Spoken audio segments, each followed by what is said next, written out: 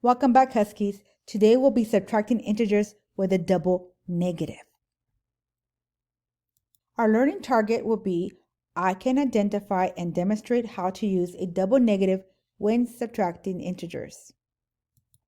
Don't forget, we have been subtracting integers, but today we're going to add something more to our problems. We're going to be looking for a double negative. This is what a double negative looks like. And then we're going to convert that into a giant plus.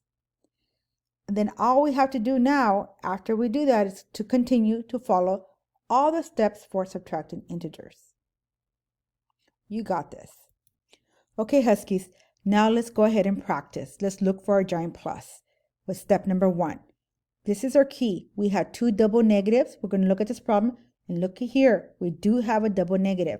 That means we come down here to our tools and we use our giant plus. So that problem has now changed from a -3 to a +3. We're going to go to step 2, circle the terms. That's a +2, that term. So we're going to get a yellow circle and place it there. And +3, we need another yellow circle and we are going to stretch it so it can include the positive. Now we move on to step 3, drag the chips from the tools. So here's 1, 2 positives, and +3, we get some more yellow chips because yellow chips are positive. 1, 2, and 3. Okay. We'll go to the next step. It says to find all 0 pairs. Remember, when we have a 0 pair, we have red and yellow. Looking at our chips, we don't have any red chips, so we cannot make 0 pairs. So all we have to do is count the chips. Left over, here's 1, 2, 3, 4, and 5. 5 positives. So we're going to go ahead and place our answer here with a +5. This is how you do problem number 1. Now we're going to move on for more practice. In problem number 2, again, we always start by checking for a giant plus.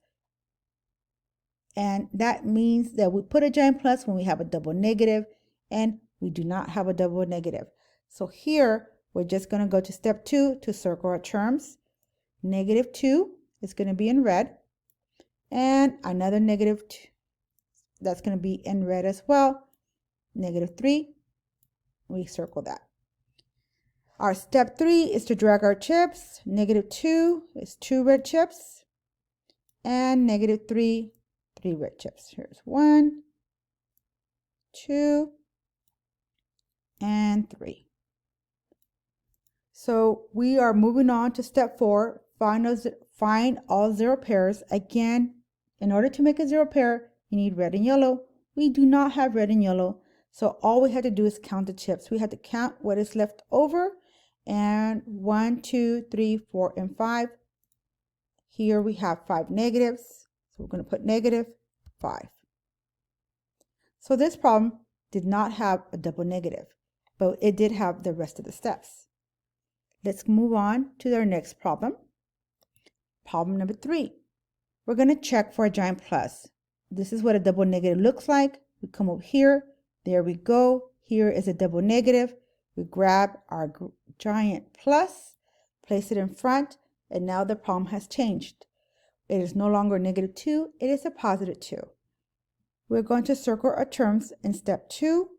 A -4, we get a red circle, place it over there, and a +2, we get a yellow circle.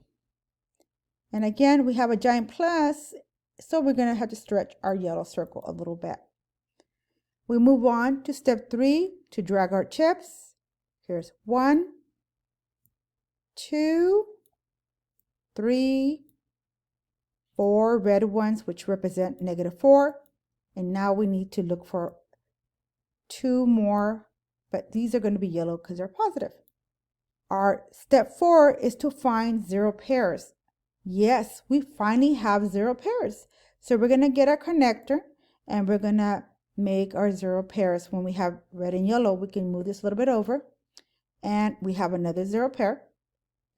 And we can just move that a little bit over so it can be very clear that we have 2 0 pairs. Now we go to step 5. Count the chips left over. Here's 1, here's 2.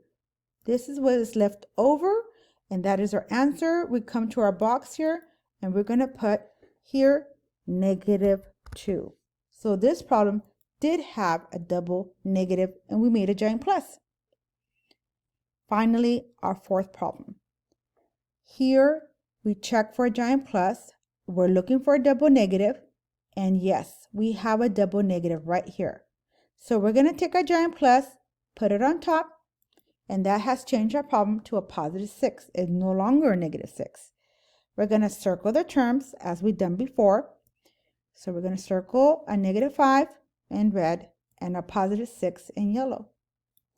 We're going to go ahead and stretch our yellow circle. And in step 3, we're going to drag our chips over to represent -5. We're going to need 5 red ones. Here's 1. Here's 2. Here's 3, 4, and 5. Now, we're going to have 6 yellow ones to represent positive numbers. So here's 1, 2, 3, 4, 5, and 6. So we have dragged our chips. We're going to step number 4, which is find all 0 pairs. So red and yellow make 0. We're going to make this 2 a 0 pair. These two red and yellow, a 0 pair. And these other 2 chips, red and yellow, a 0 pair.